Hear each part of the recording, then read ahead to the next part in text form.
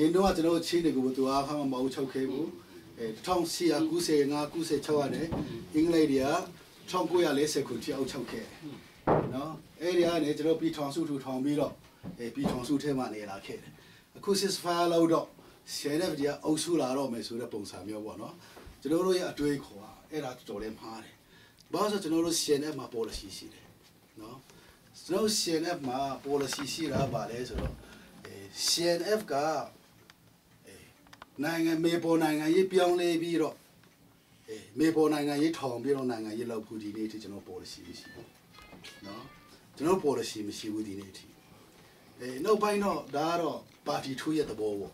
ပြည်သူလူထုရဲ့သဘောပေါ့ပါတီထောင်မလားမထောင်ဘူးလားဆိုတာတော့ဒါမှကျွန်တော်တို့ဒီ23နှစ်တာတော်လှန်ရေးကာလအတွင်းမှာကျွန်တော်တို့ဒီနေ့အထိရှယ်တဲ့အနေဖြင့်မေပေါ်ပါတီထောင်ပြီးတော့နိုင်ငံရေးလောက်ဖို့ဆိုတာကျွန်တော်မှ policy မရှိဘူးကျွန်တော်ချင်းလူမျိုးတွေကိုအုပ်ချုပ်ဖို့လုံးဝဒီနေ့အထိကျွန်တော်တို့မှာစိတ်ကူးလည်းမရှိဘူး policy လည်းမရှိဘူးဒါမှကျွန်တော်တို့မှာတော်လှန်ရေးလောက်တဲ့ခါမှာလူချင်းတဲ့အရာရှိတယ်ခုနကျွန်တော်တွေ့ရင်မှုချုပ်ပြောတယ် Federal ပြည်ထောင်စုကျွန်တော်တို့လူချင်းဘာလို့လဲဒါကျွန်တော်တို့ပင်လုံကြီးလာခါမှာပြည်ထောင်စုစထူထောင်တဲ့ချိန်မှာကျွန်တော်တို့ပြည်ထောင်စုစနစ်နဲ့ထူထောင်ပြီးတော့တန်းတူရည်တူကျွန်တော်တို့နေထိုင်ဖို့သဘောတူခဲလို့ကျွန်တော်ပြည်လုံကြီးလာခါဆိုပြီးတော့ကျွန်တော်စာချုပ်တယ်အဲ့ဒီစာချုပ်ရ February လ12ရက်နေ့မှာပြည်ထောင်စုမြန်မာနိုင်ငံဆိုပြီးပေါ်ပေါက်လာတယ်ဒါကြောင့်မို့ကျွန်တော်တို့ဒီနေ့ပြည်ထောင်စုကဗမာပြည်ထောင်စုမဟုတ်ဘူးကျွန်တော်တိုင်းဗမာအပါဝင်တိုင်းသားတွေအားလုံးပိုင်ဆိုင်တဲ့ပြည်ထောင်စုဖြစ်တယ်အကြောင်းအမျိုးမျိုးကြောင့်ကျွန်တော်တို့လူချင်းတဲ့ဥစ္စာမရဘူးဒါကြောင့်အဲ့ဒါကိုကျွန်တော်ပြန်ပြီးတော့ထူထောင်ခြင်းတယ်နော်ပြီးတော့ကိုပိုင်ပြဋ္ဌာန်းခွင့်အဲ့ပြည်ထောင်စုထဲမှာပြည်ထောင်စုရဲ့ဖွဲ့စည်းပုံဘောင်ထဲကနေကျွန်တော်တို့ပြည်နေတိုင်းသားအလိုက်ကျွန်တော်တို့ရဲ့ကိုပိုင်ပြဋ္ဌာန်းခွင့်ကျွန်တော်တို့ရဲ့အကြောင်းအရာကျွန်တော်တို့ရဲ့အရေးအရာကိစ္စအလုံးကိုကျွန်မ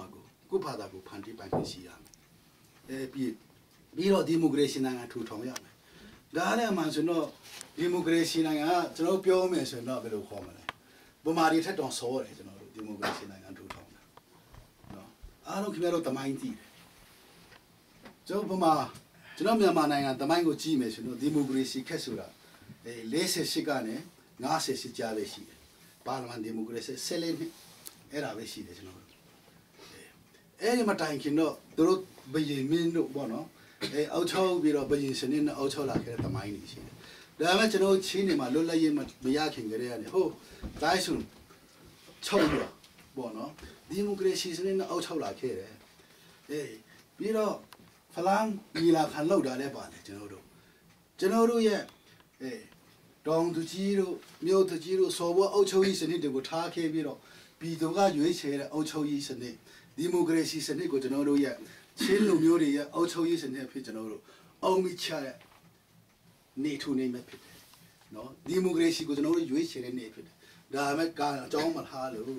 ဒီနေ့ထိကျွန်တော်တို့ဒီမိုကရေစီနိုင်ငံမထူထောင်နိုင်ဘူးအဲ့ဒါကိုကျွန်တော်တို့ဒီနေ့ရရှိဖို့ကျွန်တော်လောက်တယ်အဲ့ဒီကျွန်တော်လူချင်းတဲ့ဥစ္စာရှင်တဲ့တစ်ခုရဲ့ထဲအတွက်ကျွန်တော်တို့လူချင်းတာမဟုတ်ဘူးတမျိုးသားလုံးအတွက်လူချင်းတမျိုးသားလုံးအတွက်လူချင်းတဲ့ဥစ္စာကိုကျွန်တော်တို့ကခုနကျွန်တော်စကားနောက်ကြောင်းတော့ပြန်ပြောမယ်ဆိုတော့ရှင်တဲ့ရွေးကောက်ပွဲဝင်ပြီးတော့နိုင်ငံရေးလောက်ဖို့ကျွန်တော်စိတ်မကူဘူးဆိုပြီးတော့ကျွန်တော်လောက်ထားပြောထားတယ်ဒါမှကျွန်တော်တို့လူချင်းတော့စာဘယ်လိုရမလဲကျွန်တော်တို့ထဲနဲ့မရဘူးအားလုံးပါဝင်ပြီးမှကျွန်တော်တို့ရယူရမယ်အဲ့ဒီကိစ္စကရှင်တဲ့တစ်ခုရဲ့အရေးမဟုတ်ဘူး CNP တစ်ခုရဲ့အရေးလည်းမဟုတ်ဘူး USDP ပါတီတစ်ခုရဲ့အရေးလည်းမဟုတ်ဘူးเนาะကျွန်တော်ချင်းတွေအားလုံးရဲ့အရေးဖြစ်တယ်အရေးကိစ္စဖြစ်တယ်တော့အားလုံးကျွန်တော်ချင်းတွေအားလုံးပူပေါင်းပြီးမှရယူရမယ့်ကိစ္စဖြစ်တယ်အဲ့ဒီအခွင့်အခါဒီနေ့ဒီချင်းဟာအခွင့်ကောင်းအာဏာရှင်ကနေကျွန်တော်ဒီမိုကရေစီပြောင်းလဲနေတဲ့ဒီနေ့ဒီချင်းဟာတကယ်အခွင့်ကောင်းဖြစ်တယ်ဒါကြောင့်မို့ကျွန်တော်ဒီညဒီတေးရင်မှာရှိတဲ့မျိုးဖားရည်နဲ့တွေးဆုံတဲ့နေရာကျွန်တော်ပြောလို့တာပါတယ်ကျွန်တော်တို့ရဲ့ဒေတာဆွေးဆက်ကျွန်တော်တို့ရဲ့ပါတီအရေးကိစ္စတွေခဏပေးချိတ်ထားပြီးတော့เนาะကျွန်တော်တို့လူချင်းနဲ့ခုနပြောတဲ့အရာကြီးကျွန်တော်တို့အားလုံးအတူတူကအရာရှိတော့အလူတူကပူပေါင်းပြီးတော့သွားရအောင်အဲ့လိုသွားပြီးတော့ကျွန်တော်လူချင်းတဲ့ဥစ္စာတွေရပြီဆိုတော့ပါတီကတော့ချင်းပြည်နယ်မှာလည်းလိုအပ်ရင်တော့ ပါတီတရားနဲ့ထောင်ပေါ့နော်ဒီမျိုးပေါ်မှာလဲတင်းကားစီရှိမှာပေါ့ဒီမိုကရေစီပဲဒါတွေကဒါကြောင့်မို့ကျွန်တော်ပြောချင်တာပါလဲဆိုတော့ CNF ကပါတီထောင်ပြီးတော့နိုင်ငံရေးလောက်ဖို့စိတ်ကူးမရှိသေးဘူးဒါမှကျွန်တော်တို့လူချင်းတဲ့ဥစ္စာကိုကြတော့အားလုံးပူပေါင်းပြီးတော့ရယူသွားကြရအောင်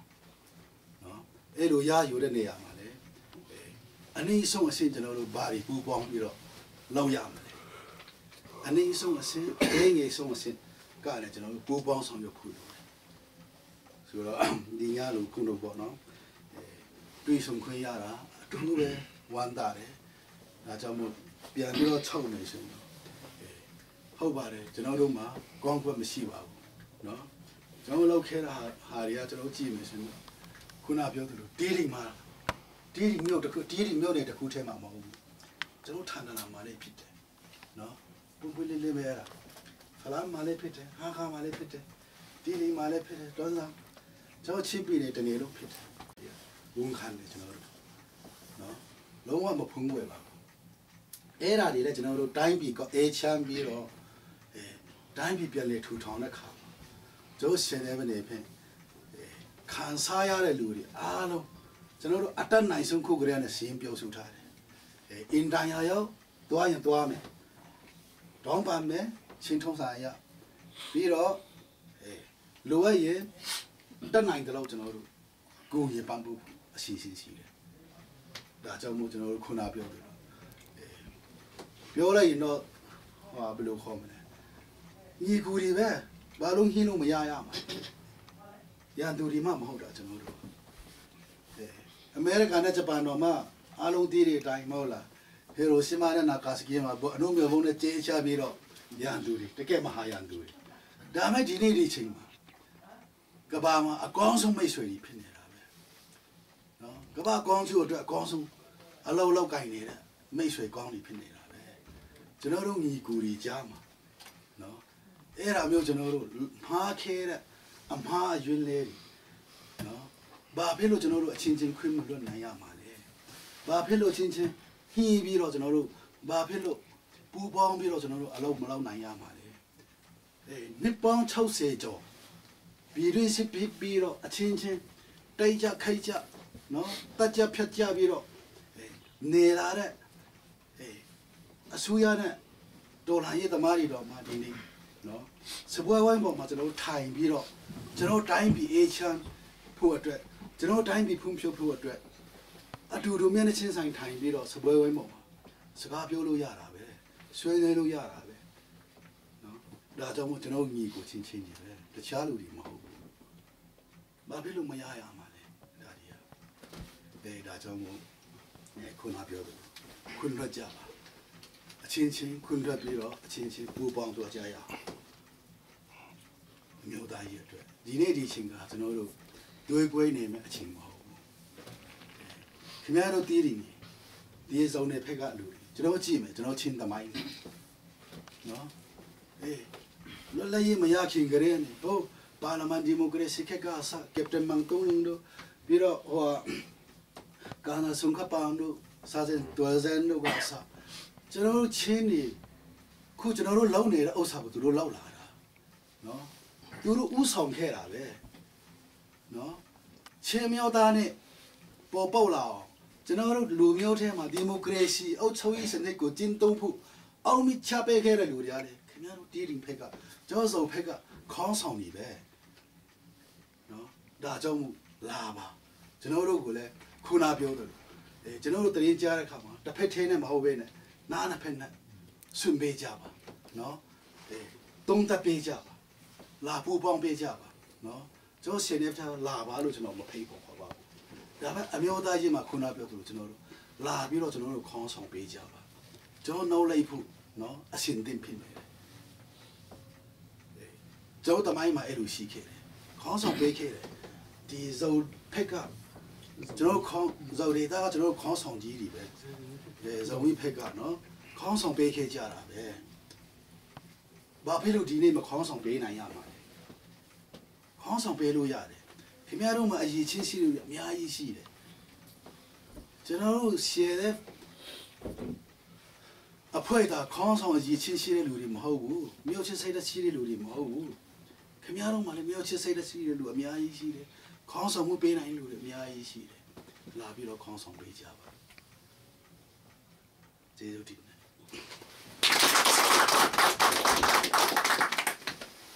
cũng là vậy đồng bộ thì cùng nghe nghe tiếng mà hồi đi lấy trên nào đi trên là su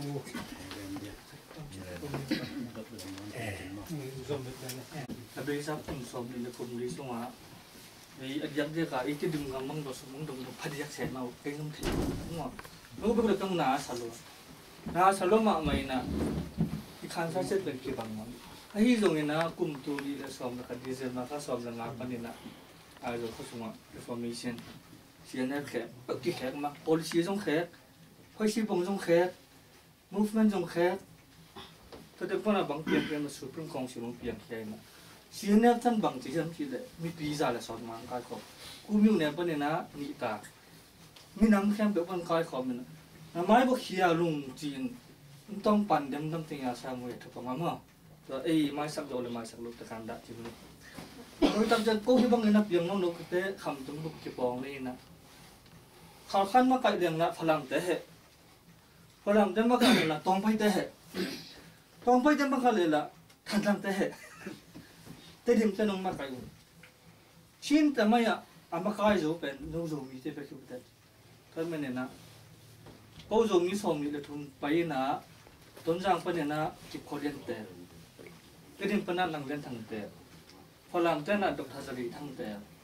Kalau kata na lian doktor, hidang okra ina sih na makai. Tu mak na thai lim. Hidang lain na sih na thai tata wo cibang om thai non ni lo. Yang chen je la jang chi tak cha ke na thang se di se ma kha sih na bu. Ba ha lu ka hiam chi le. NGO som na nga to sem kam na chi tak jang a. Defeat khat bang no ka le thin mo. Hom tok ki tang thi lo. Ki ta ke ni tang se min zo mi a po leng. Zo mi te ham phai lo yam chin. Yang chen je la la se ka lu chu ki sia. Internet không còn cũng chạm nòn đầu là dầu cầm xí cắm chỗ chỉ muốn ngô gian dầu mới là dầu cầm cây nó câu từng là lúa chim ngay vậy chỗ bắt băng thấy sặc thấy xiềng một thế u nào sang nó bắt băng sang nó đúng kiếm đâu nó khen nó khen tao ta súng đi mau dùng phi chân nỉ luôn mau nào dùng khi tôi nạp tôi đồng thùng đi thì là cũng khoát xuống bên chị toàn ghen nó nghe luôn nó nghe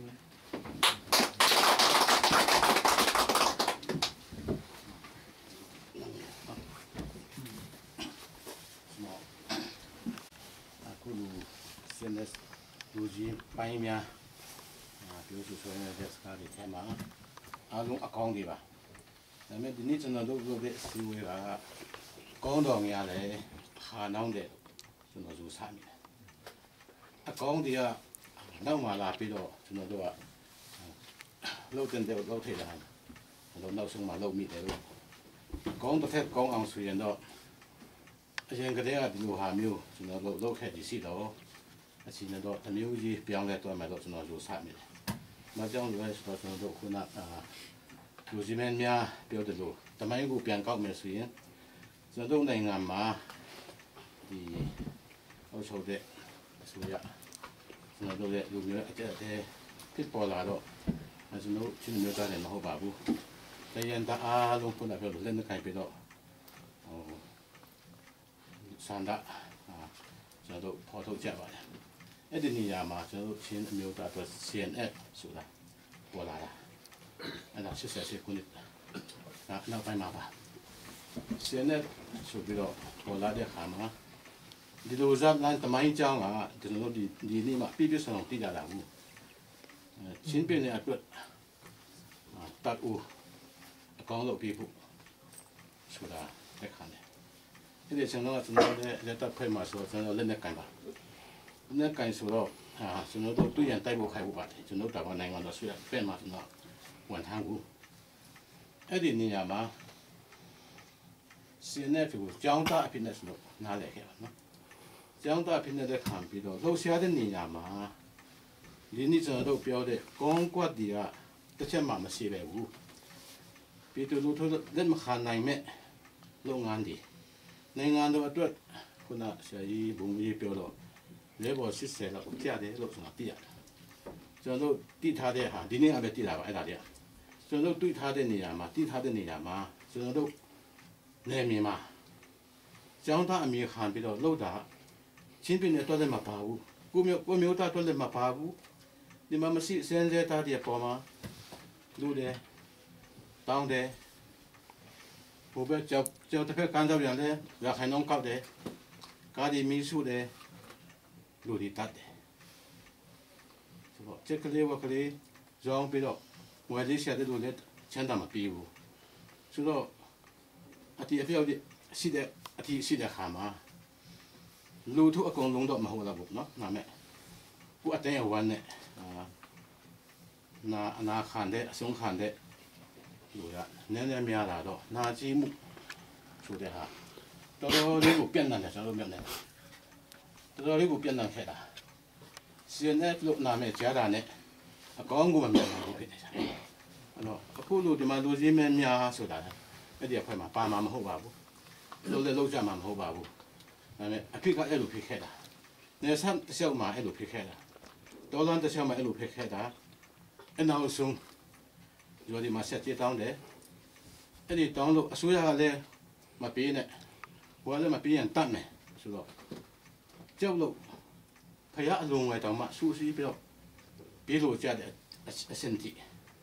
ပေါက်ကြတော့လေတယောက်နဲ့တယောက်အတင်းတော်တော့လေအချုပ်ခံကြတဲ့ဥက္ကဋ္ဌကြီးဥက္ကဋ္ဌကြီးမနေဘူးအဲ့လိုဟာမျိုးဆိုတော့မျိုးနယ်ဒီမှာဖြစ်ခဲ့တယ်ဆိုတော့ဒီတမိုင်းကြောင်ကအခုထိဒီနာချီမှုတဲ့အခုထိလူထုထဲမှာပြင့်နေတာအခုလူကောင်းတဲ့လုပ်ငန်းမျိုးလုပ်မယ်ဆိုကြတော့လေအကောင်းကအရင်မမြန်တယ်အဆိုးကအရင်လွန်မှုသွားတဲ့ခါကြတော့ကျွန်တော်တို့ CNF နားရဲ့ကြားတာနဲ့ကိုရင်တုံချက်တာနော်အဲ့ဒါကြောင့်မို့လို့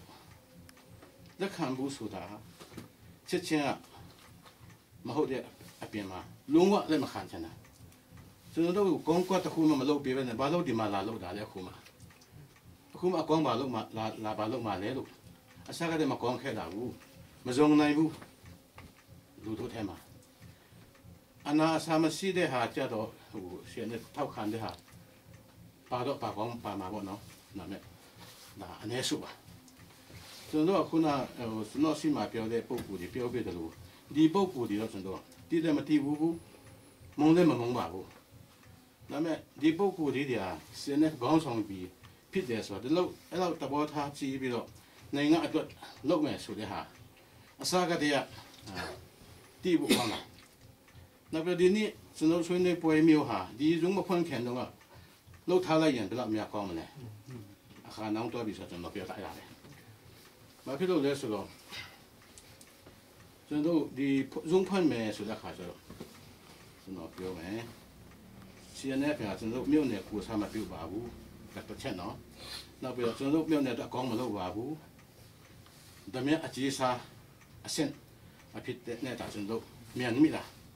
အဲ့ဒီအထဲမှာဒီမှာအကောင်းလာလုပ်မယ်ဆက်ဆံစေုံလာဖွင့်မယ်ဆိုတော့သူတွေမှာပါလာလုပ်မှာလေ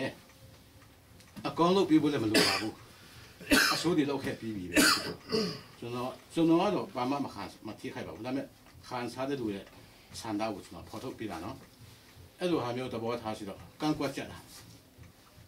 တဲ့ခါကျတော့ဟိုနိုင်ငံတော်ဆိုရကတော့ငင်းချက်တွေလိုချင်တာဘူးကျွန်တော်နိုင်ငံမှာငင်းချက်ကြီးရှိမှကျွန်တော်နိုင်ငံကဟိုဒီမိုကရေစီစနစ်မှာလမ်းလျှောက်တဲ့နေရာမှာအဲ့ဒါအဓိကဘူးဆိုရကတော့မပဲဖြစ်လက်ခံတယ်အစိုးရလက်ခံတဲ့အခါမှာလူထုတော့အစိုးရဖွင့်ပြလို့မတတ်နိုင်ဘူးရှင်းနေပါတော့ဒီမှာဇုံဖိုင်လာမှာဖွင့်မဲ့ချီနေမှာကျွန်တော်ပြောတာတော့ကျွန်တော်တို့ကဒီပြည်သူလူထုကလက်မခံသေးပဲဘူးစီကြုံစီစင်ရအောင်တဘောပေါအောင်ပြောရအောင်နားလည်းမိုးဆိုရအောင်ဆိုပြီးတော့အရင်လောက်လိုက်ရင်အဲ့ဒီထောက်ခံအဲ့ဒီကန့်ကွက်တဲ့ဟာလည်းပဲတမျိုးတမျိုးပြောင်းလဲနိုင်မှာအဲ့ဒါကျွန်တော်တို့ခွင့်ပြုချက်ကြတာပဲသူတို့ဘာပြောလုပ်မယ်ဆိုတဲ့ပုံစံမျိုးကလူထွက်မြန်လာအနိုင်ကျတဲ့တဘောမျိုးအပေါ်စီကနေလုပ်တဲ့တဘောမျိုးမြန်တော့ဘူးတောင်စိတ်ထဲမှာထိခိုက်နေကြတာဘူးအဲ့တော့အခုကတော့ CNF လုံးကတော့ဖွင့်မှာပဲဆိုတော့နိုင်ငံတော်ဆိုရကျွန်တော်မလွန်ဆန်နိုင်ဘူးလေ ဖွင့်ကြမှာပဲဖွင့်ပြီးပြီကျွန်တော်ခုလိုဒီနေ့ဆွေးနွေးပြောမျိုးဟာလည်းပဲနောက်မှလောက်တာပြင်မဲ့မလောက်တာထက်ကောင်းပါတယ်လောလောဆယ်ချင်းနေမှာတော့ဒီလိုကုစားနည်းမျိုးဟာကျွန်တော်တို့အချင်းစုပြီးတော့လုပ်ဖို့လိုလိုက်မယ်နောက်ကျွန်တော်နောက်ဆုံးမှချန်တာတော့ဒီမှာတာဝန်ရှိတဲ့ဒီလူကြီးတွေကတော့ကိုဟာနဲ့ကိုတခြားမှာတွားကြမှာလေဒီမှာတာဝန်ခံတော့ဆိုတော့နေစားတယ်မပါဘူးဒီနိုင်ငံတော်အဆင့်မဟုတ်တဲ့တာဝန်ခံဒီမျိုးနေရာမှာရှိမှာအဲ့ဒီနေရာမှာတာဝန်ယူတဲ့ပုဂ္ဂိုလ်ဒီဝေယဝိဆလုပ်တဲ့ပုဂ္ဂိုလ်ဒီလူဝန်ထမ်းဒီအပြောအဆိုဆက်ဆံတော်တော်လေးကိုတတိထားပြီးနေပြဖို့လိုအပ်လိမ့်မယ်။ဘာဖြစ်လို့လဲဆိုတော့လူငယ်တွေတဘောတဘာဝအရာထွေတာမျိုးတယောက်နဲ့တယောက်နောက်တာမျိုးဆတာမျိုးအဲ့တော့ဘာဖြစ်လို့ကံကွက်တာလဲငါတို့ကတော့စားပြီပဲဆိုတဲ့ဟာမျိုးကစပေါ့နော်။စကားအပြောဆိုမားလို့ရှိရင်ကျွန်တော်တို့မမျော်မှန်းနိုင်တဲ့ကျွန်တော်တို့မထင်နိုင်တဲ့ပုံကွယ်မှုခရံဖြစ်ပေါ်မှုဆိုတာဒီကကျွန်တော်တို့ဒီလူကြီးတွေဆိုတာဟာကျွန်တော်ဒီတတိမှာမဟုတ်တာဝန်လက်စုံနိုင်မှာမဟုတ်ဘူးဆိုတော့အဲ့ဒီအခြေအနေကိုစောင့်ထင်ဖို့နေရာမှာစီရနဲ့ရုံးကနေဝန်ထမ်းများနဲ့တာဝန်ရှိပုဂ္ဂိုလ်များရဲ့စီယုံစီပိုင်းအနေထိုင်စင်ကြမှုပိုင်းအမတာအရေးကြီးလာလိမ့်မယ်အဲ့ဒါဘာဖြစ်လို့ကျွန်တော်အဲ့လိုပြောလဲဆိုတော့လူကဖွင့်ပြီးပြီပဲအစိုးရဖွင့်ပြတာလေအဲ့ဒါကျွန်တော်မှားထားချင်တာလေနောက်ပြီးတော့ဒီဆက်လက်ပြီးတော့စစ်ရှုံးမဲ့ခရီးရတော့ဒီဗီဒီယိုလူထုစန္ဒကျွန်တော်ပဲဆွဲဆောင်နိုင်မလားမဆွဲဆောင်နိုင်ဘူးလားဆိုတာပဲရှိဆွဲဆောင်နိုင်လို့ရှိရင်တော့ကောင်းလာမယ်မဆွဲနိုင်သေးဘူးဆိုရင်တော့ကန်ကွက်တာလည်းရှိရင်လည်းရှိအောင်ပါပဲဒါတော့ရှင်းနေတာဖြစ်လာမှာပါကျွန်တော်ပြောလို့တော့မရဘူးဒီနေ့ရှင်းနေမှာတော့ကျွန်တော်အဲ့ဒါအဒီကအဖြစ်တော့ဆက်ဆံရေးဆိုတဲ့နေရာမှာတကယ်အခုလူကြီးများပြောတဲ့စကားမျိုးအတိုင်းဆက်ဆံရေးကြုံမှာဆက်ဆံနိုင်ကြဖို့လူလိမ့်မယ်လို့ကျွန်တော်မှားထားချင်ပါတယ်ဒါပါပဲဒါတို့ပုံမှန်တော့ဘူးပါကျွန်တော်တို့ပါတီအနေနဲ့ပြောတာလည်းမဟုတ်ဘူးခုနကပြောလို့ပေါ့ဒီလိုသားကြီးအနေနဲ့ကျွန်တော်ပြောတာပါဆရာပြောပြီးတာဒီဆရာရဲ့ဖွဲ့ရဲ့ပြောပြီးတာလည်းကျွန်တော်အလုံးလက်ခံပြီးနောက်ပါလေပြဿနာရှိတဲ့ဟာတွေလည်းပြဿနာတော့ပြီးသားဆိုတော့အဲ့လောက်ကြီးတော့စိတ်ထဲမှာမရှိပါဘူးဒါပေမဲ့ကျွန်တော်အမြင်နဲ့တော့အခုကျွန်တော်တို့ဒီပုံပေါ်လေးပြောရင်ကျွန်တော်တို့ကဒီ CF လုံးထိုင်မယ်ဆိုတော့ကျွန်တော်တို့ပြည်သူလူထုတွေနဲ့ကန်ကွက်စာလေးထည့်ပြီးပြီကန်ကွက်စာထည့်ပြီးတော့ကျွန်တော်တို့ခုနကျွန်တော်တို့အကူကြီးတို့ဆရာတို့ပေါ့ဒီကျွန်တော်တို့အပြစ်မတင်ပါဘူးဒီမြောက်အခြေအနေမတိပဲနဲ့ဒီလူလာဖွင့်တော့ကျွန်တော်တို့လည်းကန်ကွက်စာရှိပြီးပြီပြီးတော့ကျွန်တော်တို့တိုင်ပင်ပြီးတော့အခုကျွန်တော်တို့ဒီတိမျိုးရဲ့အခြေအနေကတော့ဘယ်လိုလဲဆိုတော့ကျွန်တော်တို့ခင်ဗျားတို့နဲ့မဆိုင်ဘူးကျွန်တော်တို့အချင်းချင်းစာဖြစ်နေပုံစံဖြစ်တယ်ကျွန်တော်တိတလောက်ဆိုရင်ဒီကလူတချို့လူတွေကဒီအုပ်စုဘယ်လောက်ထောက်ခံပြီးတော့ဖွင့်ပါဆိုပြီးတော့ခင်ဗျားတို့စီမှာပြန်ပြီးတော့တင်ပြတယ်နိုင်ငံတော်မှာလည်းပြန်လျှောက်လိုက်တယ်ကန်ကွက်တဲ့လူကလည်းကန်ကွက်ထားတယ်အခုတော့ကျွန်တော်တို့အချင်းချင်းစာဖြစ်နေတယ်ကျွန်တော်တောင်းပန်ချင်တာကတော့အခုကျွန်တော်တကယ်ကိုဟိုကဒီအတွေ့အမှုတော့ကိုစားအကုန်လုံးကျွန်တော်တောင်းပန်ချင်တာကျွန်တော်ချင်းအနေနဲ့ကျွန်တော်တောင်းပန်ချင်တာပါဒီတိဒီလူမျိုးအနေနဲ့ကျွန်တော်တောင်းပန်ချင်တာမဟုတ်ဘူးချင်းခင်ဗျားတို့လူချင်းလူမျိုးစီးရုံးရေးကျွန်တော်တောင်းပန်ချင်တာပါအခုကျွန်တော်တို့ငင်းချင်းရေးလူချင်တယ်ဒီမှာမငင်းချင်းတဲ့နေရာမှာကျွန်တော်ခင်ဗျားတို့ကငင်းချင်းကြီးလို့တော့ပူပြီးမငင်းချင်းဘူးဆိုတာတော့တော်ကျွန်တော်မှစဉ်းစားရဖြစ်တယ်ကျွန်တော်တို့ပြောတာကြတော့ချင်းအတွတ်ဆိုပြီးတော့ပြောတယ်ဒီအတိမ်ချင်းရလေတိမ်ချင်းပဲဘယ်လိုပဲပြောခင်ဗျားတို့ပြောလို့ပေါ့ဇိုရလေဇိုပေါ့လိုင်များလေလိုင်ပေါ့ဒါတော့ကျွန်တော်တို့အကုန်လုံးသိတာပဲဒါတော့ကိုယ်အချင်းချင်းအခေါ်ပေါ့ပဲတကယ်ကြတော့ချင်းဆိုရင်ချင်းပဲအခေါ်ပါအဲ့ဒါခင်ဗျားတို့ငီကိုမောင်နာဒီပါဖြစ်ဒီမှာအချင်းချင်းကြံဖြစ်တဲ့ကိစ္စကိုခင် ခင်ဗျားတို့တောထဲမှာအရက်40လောက်ကိုအငတ်ခံပြီးတော့တီးခံနိုင်တဲ့လူကနည်းနည်းတီးခံပြီးတော့ဒီရုံးဖွင့်တဲ့ကိစ္စကိုရက်ဆွေးလို့မရဘူးလားမဖွင့်မဲနဲ့ရက်ဆွေးလို့မရဘူးလားအခုကျွန်တော်တို့အကူကြီးတွေကျွန်တော်တို့ပြောထားတဲ့အတိုင်းဒီမှာကျွန်တော်တို့အကုန်လုံးကကျွန်တော်တို့ကဘာမှမသိဘဲနဲ့အခုကျွန်တော်ကိုယ်တိုင်ကျွန်တော်ခံစားတာဟုတ်တချို့တွေကလာပြောတယ်ခင်ဗျားတို့ CNF အဲ့လိုလုံး CNF ကတတ်မယ်တဲ့အဲ့လိုပြောတာဟုတ်ကျွန်တော်တတ်မယ်ဆိုတာကျွန်တော်တို့သူတို့ကလည်း Christian ပဲကျွန်တော်ကလည်း Christian ပဲဖယားအခုမဖြစ်တဲ့လုံးဝတတ်လို့မရဘူးကျွန်တော်တို့ကတော့ဒီအဖြစ်မှန်ကိုကျွန်တော်တို့ကတင်ပြချင်တယ်ခင်ဗျားတို့လူကြီးပဲရတယ်တိမှာမဟုတ်ဘူးဒါပုံမှန်လည်းပြောတာခင်ဗျားတို့လူကြီးကိုကျွန်တော်လုံးဝကျွန်တော်တို့အခွင့်အလုံးဝအပြစ်မတင်ဘူးအခုခင်ဗျားတို့ဖွင့်မယ်ဆိုပြီးတော့အတန်ကြားတယ်အတန်ကြားပြီးတော့ကျွန်တော်တို့ဒီအချီနီတိတယ်ခုနအကူကြီးတို့ပြောလို့ပေါ့ကူငီတို့ပြောလို့ဒီတိမာလေလောက်ခဲဘူးလားဒီမချီလို့ဆရာရှိတယ်ဆိုပြီးတော့အဲ့ဒါဒီနဲ့တယောက်နဲ့တယောက်ကျွန်တော်တို့အချင်းချင်းရန်ဖြစ်လို့ဖြစ်ပူဆူးမယ်အဲ့ဒါကျအဲ့ဒီအရာဒီစဉ်းစားပြီးတော့အခုကျွန်တော်တို့ဒီမှာလာတဲ့လူတွေကကျွန်တော်တို့တတိအဖွင့်ရဲ့ကိုယ်စလဲမဟုတ်ပါဘူးကျွန်တော်တို့ပွင့်လင်းပြောရင်ဒီကလူငယ်တွေကိုဝိုင်းထင်းတဲ့လူပါသူတို့စိတ်ဆန္ဒလည်းရှိတယ်အခုကျွန်တော်တို့ပွင့်လင်းပြောရင်ကျွန်တော်အဖြစ်မှန်ကိုကျွန်တော်ပြောတာကျွန်တော်တို့အခုမှဆန္ဒပေါ်ထုတ်တဲ့အချိန်မှာဇွာကျွန်တော်ထက်ငယ်တဲ့လူတွေရောအရင်တော့ကျွန်တော်တို့ဟိုဘာလဲနဲ့တောင်းဟိုဘက်မှာထိုင်ထားလို့ပိုက်ပြီးတော့အတင်းပိုက်ဆန်တောင်းတဲ့လူခင်ဗျားမကန်းကိုဘူးလားဆိုတော့သူတို့လည်းပြောတာဟုတ်အဲ့ဒါမျိုးကြတော့ခင်ဗျားတို့ကကျွန်တော်ခုနအခုပြောလို့ဒီမဖွင့်ခင်ကတည်းကအဲ့လူမျိုးကျွန်တော်တို့စီးရုံးလို့ဆိုရင်ခင်ဗျားတို့ပြောတာလေလို့ကျွန်တော်ဆုံးပြီလို့ထင်တာပဲလူချင်းတာတွေလည်းဆုံးပဲအခုပွင့်လင်းပြောရင်ကိုစလောမန်တို့ဘာလို့ဆိုရင်ကျွန်တော်မဆက်စားပြီးမဲ့အကြမ်းတွေကျွန်တော်တို့ပြီးပြီးသားပဲပြီးတော့ကျွန်တော်တခါတော့ကဘယ်လိုလဲခင်ဗျားတို့စီးပွားရေးတာဝန်ခံလို့ခေါ်มาလားလို့ခေါ်มาကျွန်တော်ကိုဖုန်းဆက်တယ်ကိုလို့ခေါ်มาခင်ဗျားတို့ကတောထဲမှာနိုင်ငံကြီးချင်းတူးတဲ့ရဲ့အတွက်လို့ကကျွန်တော်ကတည်တည်မြို့ပေါ်မှာ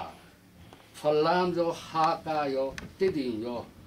ကားကိစ္စနဲ့ပြဿနာပေါ်လာရောအကုန်လုံးဒုက္ခရတဲ့လူကိုကျွန်တော်တာဝန်ယူပြီးတော့လုပ်ပြီးတယ်လို့ကျွန်တော်အပြစ်တင်အဲ့ဒါကျတော့လူတွေနဲ့ဒီကမြောက်ရလူတွေကိုကျွန်တော်တို့ဝေဝင်ပြီးတော့အစိတ်ဆက်မမိဘူးဆိုရင်ခင်ဗျားတို့လူချင်းလေးပန်းတာရဘူးလားအဲ့ဒါကြောင့်ကျွန်တော်တို့အခုဒီမှာထိုင်တဲ့ခင်ဗျားတို့ကိုကျွန်တော်လုံးဝအပြစ်မတင်ဘူးခင်ဗျားတို့ဒီမှာဦးဆောင်တဲ့တိတိမနေတဲ့လူတွေကကျွန်တော်တို့အချင်းချင်းကိုမဖြစ်အောင်ခင်ဗျားတို့မှာတိတိမပါလေနေဆက်လုံးမဖွင့်မဖြစ်အောင်ဒီတော့ခင်ဗျားတို့တိုက်တွန်းပြီးတော့ဟိုမှာဆက်ပြီးတော့ဒီပြဿနာပေါ်တာအဲ့ဒါကြောင့်ကျွန်တော်စစ်မှာကျွန်တော်လုတ်စဉ်းစားတာတော့အခုလောလောဆယ်တော့ငင်းချင်းကြီးကိုလိုချင်တာကိုတကယ်ငင်းချင်းကြီးလိုချင်တယ်ဆိုရင်ကျွန်တော်ဒါဆိုရင်ကျွန်တော်တို့ခုနပြောလူမျိုးချလည်းမဟုတ်ဘူးတခြားလူလည်းမဟုတ်ဘူးဘာတာတူတဲ့လူကိုဒီဘောမတဘောမပေါက်ပြီးတဲ့လူကိုတဘောပေါက်လောက်အောင်ကျွန်တော်တို့အချိန်ဆောင်ပြီးတော့နောက်မှဖွင့်ရင်ကောင်းမယ်ဆိုတာကျွန်တော်ပြောချင်တယ်ပွင့်လေးပဲသာကျွန်တော်ကတော့ခင်ဗျားတို့ကျွန်တော်တို့ချင်းကိုချစ်တယ်ကျွန်တော်တို့တကယ်ကိုချစ်တယ်ဆိုရင်အခုကျွန်တော်တို့ဒီမှာနေတဲ့လူကဆုံးဖြတ်လို့မရဘူးအခုနာကြီးတဲ့လူရောပြီးတော့ခုနပြောလို့ခင်ဗျားနဲ့တွေ့ဖို့တော့ခင်ဗျားနဲ့တော့စကားပြောဖို့တော့ခင်ဗျားတို့ CNF တတ်မယ်ဆိုတဲ့ဆန္ဒရှိတဲ့လူကိုကျွန်တော်တို့အဲ့လိုမဟုတ်ဘူးဖုန်းပြီးရတော့လည်းလုပ်ပြီးမယ်ဘာငယ်ပြောပြီးတော့နောက်မှခွန်လို့ဆိုရင်အဲ့လောက်ဒီမခံနိုင်ဘူးလားကျွန်တော်တောင်းပန်ချင်တာနော်အဲ့ဒါတော့မဖြစ်နိုင်ဘူးဆိုရင်ဒါတော့တစ်ပိုင်းပြီးတော့ဒုတိယအနေနဲ့ကျွန်တော်ပြောချင်အဲ့လိုမဖြစ်နိုင်ဘူးဆိုရင်ခင်ဗျားတို့အနေရောကျွန်တော်တို့အနေရောပွင့်လင်းပြောရင်ဒီအမျိုးပေါ်ကလူငယ်တွေရောပြီးတော့ခင်ဗျားတို့လူတွေရောကျွန်တော်တို့ကထင်းနိုင်လားခုနအကူပြောတော့ဘူးအရင်မူးပြီးတော့တယောက်နဲ့တယောက် အဲ့လိုဖြစ်တယ်ဆိုရင်ကျွန်တော်တို့ငင်းချင်းကြီးမဟုတ်ပဲတဲ့စိုးဝါးရေးဖြစ်သွားနိုင်တယ်အဲ့ဒါကြောင့်တခုတော့ကျွန်တော်ပြောချင်တာကတော့ခင်ဗျားတို့အနေနဲ့ကျွန်တော်တို့ပိုင်းအနေနဲ့ကျွန်တော်တို့ပဲဘယ်လောက်ပဲကျွန်တော်ခုနကပြောလို့ပေါ့ဘယ်လောက်ပဲကျွန်တော်တို့မလူချင်းရဲ့လေခင်ဗျားတို့ကအခု policy အရနိုင်ငံတော်အစိုးရတဲ့ခင်ဗျားတို့ငင်းချင်းကြီးတို့ပြည်သားခင်ဗျားတို့ကတော့ထောင်လို့ရတယ်ခင်ဗျားတို့ပြောရင်လည်းကျွန်တော်ဖွင့်ပါပဲဒါတော့ခင်ဗျားတို့ကျွန်တော်လက်ခံတယ်ဒါတော့ဒါပြီးမဲ့ခင်ဗျားတို့ဆီကပြောလို့ကျွန်တော်တို့ဒီကူတာချင်းလူပါကျွန်တော်တို့ချစ်ပြီးတော့ကျွန်တော်တို့ဘာသာရေးလေးတူတယ်လို့ဟာကျွန်တော်တို့အဲ့ဒါကျွန်တော်တို့ခွန်ပြုချက်ကြတဲ့အတိုင်းမလုပ်ပဲနဲ့ကျွန်တော်တို့ဖီးလေးတက်ပြီးတော့ဖီးရှင်းစားရကောင်းမလားဆိုတာကျွန်တော်တောင်းပန်ခြင်းပြီးတော့ပြောစင်တယ်ပြီးတော့တတိယအနေနဲ့အခုဒီတိုင်းပဲခွန်ပြီးတော့ကျွန်တော်တို့လူငယ်ပိုက်ရလဲကျွန်တော်သားသမီးတော့ကျွန်တော်မထိနိုင်ဘူးအရင်မိုးလို့ဆိုရင်ခင်ဗျားတို့လည်းခင်ဗျားတို့လူကိုထိနိုင်မလားပြီးတော့ခင်ဗျားတို့အနေနဲ့ကျွန်တော်တို့ဒီမြို့ပါလုံးဝလောဆယ်ကျွန်တော်ပြောတာလုံးဝခင်ဗျားတို့မှာတော့ခင်ဗျားတို့အနေနဲ့တော့ခင်ဗျားတို့တည်တယ်မှာတချို့လူလဲဆိုတော့လက်မခံတာကျွန်တော်တို့စီရင်ကဆိုတော့လက်ခံတဲ့လူများတယ်ဆိုရင်လည်းခင်ဗျားတို့သဘောပေါက်မှာကျွန်တော်တို့အမြင်ပါလဲသူတို့လူနေစုပဲကျွန်တော်တို့ဒီမှာဗာလဲဝိုင်းဝန်းထိန်းတဲ့လူပေါ့ဒီကလူအများစုပဲကျွန်တော်တို့မြင်တာအမြင်ပေါ့အဲ့ဒါအမြင်ချင်းပဲဒါပြီးပဲတရားခါပဲဆိုတယ်ကျွန်တော်တို့အချင်းချင်းပဲခင်ဗျားတို့မပါဘူးကျွန်တော်တို့အချင်းချင်းပဲအဲ့ဒါကျွန်တော်တို့အချင်းချင်းအခုကျွန်တော်တို့ဒီမှာသိဆုံပွဲလုပ်တာလေခင်ဗျားတို့အဖီမှန်တွေ့အောင်ကျွန်တော်တို့ပြောချင်တာမှာတော့ခင်ဗျားတို့ဒီအဖီမှန်ကိုအစကတည်းကကျွန်တော်တို့တည်လို့ရှိရင်အချင်းချင်းမပြေတယ်ဆရာမကြည့်ဘူးခင်ဗျားတို့ကလည်းချီတူတေးရေးလူချင်းတယ်ကျွန်တော်တို့ကလည်းပွဲလဲပြောရင်ကျွန်တော်နိုင်ငံခြားတရားကိုဖောင်းဆက်တယ်ခင်ဗျားတို့နိုင်ငံခြားမှာหนีပြီးတော့ကျွန်တော်တို့ဘာမှမပြောနဲ့ကျွန်တော်တို့ဒုက္ခရောက်တဲ့လူကဒီမှာအခုကျွန်တော်တို့ဒုက္ခရောက်တယ်လို့အစကတည်းကပြောလို့ရှိရင်အခုကိုစတန်ပြီးပြောလို့ပေါ့ခုမှကျွန်တော်တို့နိုင်ငံခြားမှာဆိုအဲ့စာနေတဲ့လူဒီကြောင့်ကျွန်တော်တို့ဒုက္ခရောက်တာသူတို့အဖွဲစီးပြီးတော့ဘိုးမတိပါဘူးပြီးဖွဲစီးပြီးတော့ကျွန်တော်တို့ချင်းချင်းကိုတိုက်တာကိုဘယ်လိုပြောရအဲ့ဒီသူတို့မခံစားရတဲ့ဒီမှာကျွန်တော်တို့ကိုစလမန်တို့ခင်ဗျားတို့ပြောလို့ပေါ့တောထဲမှာခင်ဗျားတို့ခံစားတယ်လို့နိုင်ငံတော်အတွေ့ရောကုလူမျိုးတော်လုံးလို့ကျွန်တော်တို့မြို့ပေါ်မှာလည်းကျွန်တော်တို့မြို့ကလောက်ကြနေတာပဲသူတို့အဲ့ဒါမခံစားဘူးပြီးတော့ကျွန်တော်တို့ချင်းတွေကကျွန်တော်တို့အခွင့်အရေးတမပဲအခုလာတယ်ဘယ်လိုပြောရကျွန်တော်တို့ပုံမှန်လည်းပါကျွန်တော်ပါတီအနေနဲ့ပြောတာလည်းမဟုတ်ဘူးတချို့လူတွေကလာတယ်ဆေးလေးလာမယ်ဒါပေမဲ့ဇော်မှာဘယ်လောက်ထောက်ခံမလဲအခွင့်အရေးပြီးမယ်အန်ဂျီအိုမဲ့ပေါင်းမယ်ကဲကျွန်တော်တို့ဇော်မှာအယောက်15ယောက်လောက်20လောက်လက်မထူလို့ရှိရင်အဆင်ပြေတယ်အဲ့လိုတော့သူတို့ကလည်းအခွင့်အရေးကျွန်တော်တို့ပြန်ပြောရင်ကျွန်တော်တို့ချင်းတွေစင်းရဲတယ်ဆိုတာကျွန်တော်လက်မခံချင်ဘူးကျွန်တော်တို့ချင်းတွေကလုံးဝချင်းတာပါလေဒါပြီးမဲ့အခွင့်အရေးများတယ်အဲ့ဒါကြောင့်ဒီကိစ္စကိုတို့ကအခွင့်အရေးယူစင်တယ်ဆိုတော့လက်မထူတယ်အဲ့ဒါနဲ့ပြန်တယ်လေခင်ဗျားတို့စီမှာပြန်တယ်အဲ့ဒါနဲ့ကျွန်တော်တို့အချင်းမတွေ့ပဲနဲ့ဒီကြားလူတွေနဲ့ဒီပြဿနာပေါ်တာဟုတ်ဘယ်လိုပဲကျွန်တော်တို့ခင်ဗျားတို့ကျွန်တော်ချစ်ပါတယ်ခင်ဗျားတို့လည်းချစ်ပါပါနောက်ဆိုရင်လည်းခေါ်ပါပြီးတော့ခင်ဗျားတို့ကျွန်တော်ရန်တုံးမယ်ပေါ့ခုနလူတွေကတတ်မဲ့ဆိုတော့ရန်တုံးမဟုတ်ဘူးဆိုလို့ကျွန်တော်ရန်တုံးမယ်ပါဘူးခုထိကျွန်တော်ဗာလေမွန်တကောင်းမှာကျွန်တော်ဟိုဗာလေဆောက်လုပ်ရေးကကျွန်တော် contract လုပ်တာ3ရောက်လာတယ်ဆိုရင်လည်းကွာ3ရောက်လာပြီးတော့ကျွန်တော်ဖြည့်ရှင်းတာပဲခင်ဗျားတို့ကျွန်တော်မှလည်းလုပ်တယ်ဒါတော့ကိုယ်သင်ဆက်လို့သူတို့လည်းပြန်သွားတာပဲသဘောပေါက်ရင်ပြန်သွားတာပဲအဲ့ဒါဘာကျန်းလဲဆိုတော့ဒီလူက contract လုပ်ပြီးတော့ပိုက်ဆံစီးမယ်ဆိုတော့တောင်းတယ်လို့ရှိတာအမတကယ်မဟုတ်ဘူးအဲ့လိုမျိုးကြတော့ပြီးသူကျွန်တော်ပြောတာပြီးသူလူထွတ်အဲ့လိုမြင်တဲ့အချိန်မှာဒီရုံးခါကိုလာခွင့်တော့လက်ခံဖို့ဖြစ်တယ်ပြီးတော့အဲ့ဒီကြားထဲမှာကျွန်တော်ကတော့ပြောမှဆိုမှရှိရင်တော့အခွင့်အရေးတမတချို့ကလည်းလာပါပြီးလိုက်မှာပါအဲ့ဒါနဲ့ခင်ဗျားတို့လာကြတယ်အဲ့ဒီတော့အဲ့ဒါဒီကိုနားလေမတဘောမပေါက်ပြီးဘူးဆိုတော့ ကျွန်တော်တောင်းပါပါတယ်ဒီဖွင့်တဲ့ကိစ္စကိုခင်ဗျားတို့အချင်းချင်းဆုံးတဲ့နေတဲ့သဘောတဲ့ပြောမယ်လေပြန်ပြေးလို့ဆိုရင်ကျွန်တော်တောင်းပါတယ်ပြေးလို့မရဘူးဆိုရင်တော့ကျွန်တော်ရင်းစရာမလိုဘူးခင်ဗျားတို့ကပေါ်လင်ပြေးနိုင်ငံတော်နဲ့လှုပ်ထားတဲ့ကိစ္စဆိုတော့အဲ့ဒီတော့အခုနောက်ဆုံးအနေနဲ့ကျွန်တော်ပြောချင်တာတော့ကျွန်တော်တို့အချင်းချင်း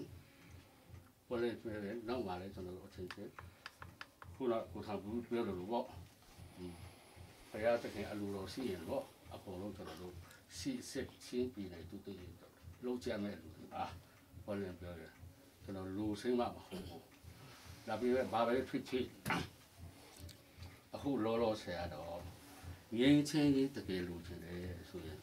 ကျွန်တော်ကိုယ်ကြီးလေးအလွယ်တော့ဆိုရင်ကျွန်တော်ကတော့50စစ်စီပြီအဲတော့ကိုယ်ကြီးလေးအလွယ်နဲ့ပေါ်လင်ပြောရင်ကျွန်တော်တို့ချင်းဟိုပါပေါ့ဟိုတော့အခုဒီချင်းပြည်တယ်ပါအခုခင်ဗျားတို့ပြောတဲ့လူတွေပေါ့စစ်နေတို့ဘာလို့လဲကျွန်တော်ဘုံနိုင်ငံထံတို့ဘာလို့ဆိုရင်ကျွန်တော်ဒီနေ့တော့တွဲတဲ့လူတွေပါပြီးတော့ဒီဥပဒေကဟိုလက်ထပ်မကောင်းတဲ့လူလေလူတို့ဖတ်လို့ဆိုရင်ကျွန်တော်တို့လည်းကြည့်ပါတယ်သူတို့ဆန္ဒလည်းဟုတ်ကျွန်တော်တို့ကြည့်ပါတယ်ဒါပြီးမဲ့အခုအချိန်မှာကျွန်တော်နောက်ဆုံးအနေနဲ့ပြောချင်တာတော့အခုကျွန်တော်တို့ဆက်ခွင့်မယ်ဆိုရင်ဒီမှာပြီးတူလူထုခင်ဗျားတို့မြင်တယ်လို့အများဆိုရင်လည်းအများပေါ့အနေဆိုရင်လည်းအနေပေါ့လက်မခံနိုင်တဲ့အချိန်ပါတကယ်လို့ဆက်ခွင့်မယ်ဆိုရင်ကျွန်တော်ပြောချင်တာတော့လူမှုရေးအရာရောစီးပွားရေးအရာရောပြီးတော့အုပ်ချုပ်မှုအရာပေါ့ကွာငင်းချင်းရေးဆိုတော့ထောင်တဲ့လို့ပေါ့အဲ့ဒါစစ်ဆိုင်ရေးမျိုးကိုတော့အများကြီးစင်ချင်းတုံးတက်မှကျွန်တော်တို့စီစစ်လမ်းစုပ်ပေါ့ပြီးလိမ့်မယ်ထင်တယ်နောက်ဆုံးကတော့အမြင်မျိုးကျွန်တော်တောင်းပန်ချင်တာတော့ခင်ဗျားတို့တော်ထဲမှာဒီတော့အလစ်နာခံပြီးတော့ချင်းအတွက်နစ်နာခံပြီးတော့အလုံးနစ်နာခံပြီးတော့လက်နဲ့ကိုင်းပြီးတော့ခင်ဗျားတို့ပြောတယ်လို့စစ်လေးလုံးမှာလဲကျွန်တော်တိတိမာကောင်းဆောင်လုပ်ပြီးတော့9ရောက်ထဲမှာပါပါတယ်ကိုဆောင်ခုလို့ပါတော့ထုတ်ပြီးတော့လည်းကျွန်တော်လည်းသိတယ်ပြီးတော့ကိုကန်လာလို့ပါတော့လည်းကျွန်တော်သိပါတယ်သူတို့ကတော့အလင်းဝင်ကြတာပေါ့အဲ့ဒီတော့ခင်ဗျားတို့ကိုကျွန်တော်လေးစားတယ်ခုအထိချင်းအတွက်ကိုအနစ်နာခံပြီးတော့ဆောင်းပြီးတော့လုပ်တဲ့လူကအများကြီးမရှိပါဘူးကျွန်တော်အထင်ပဲတချို့လူလည်းအလင်းဝင်ကြပြီအဲ့လောက်ထိကျွန်တော်တို့ချင်းအတွက်တိုးတက်အောင်ခါနိုင်ဒီစီပြီးသားငင်းချင်းရေးလူချင်းတဲ့လူအခုဒီမှာလာဖွင့်ပြီးတော့ငင်းချင်းရေးမဟုတ်ဘယ်နဲ့ကိုအချင်းချင်းကြံဖြစ်မဲ့ကိစ္စကိုအလီအနစ်စင်စားပြီးတော့နည်းနည်းစုဆိုင်လို့ရှိရင်လည်းစုဆိုင်ပြပါပြီးတော့ကိုလူကိုလည်းကြည်ချအောင်မဖြစ်နိုင်ဘူးဆိုဒါတော့ကျွန်တော်တောင်းပန်ချင်တာပါလေအဲ့ဒါကျွန်တော်ဒီလောက်ပဲပြောမှလည်းပြောမှဆိုမှရှိရင်လည်းခုနကပါရန်တူမဟုတ်ပါဘူးအချင်းချင်းပါဟုတ်ကဲ့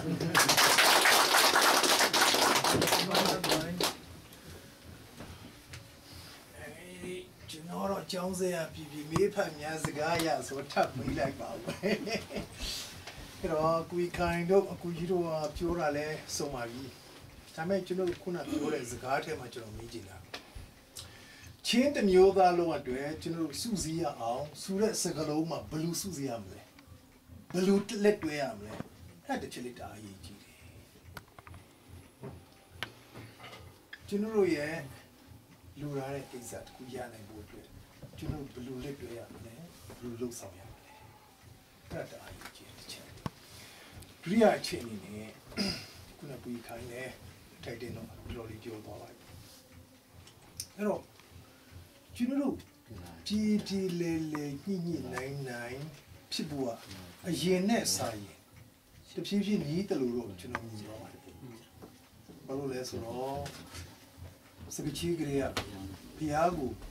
သူထိတ်ထားလို့စကားပြောကြတဲ့အချိန်မှာအမတန်မှတိမ်မွေ့ပါတယ်အမတန်မှညံ့ပါတယ်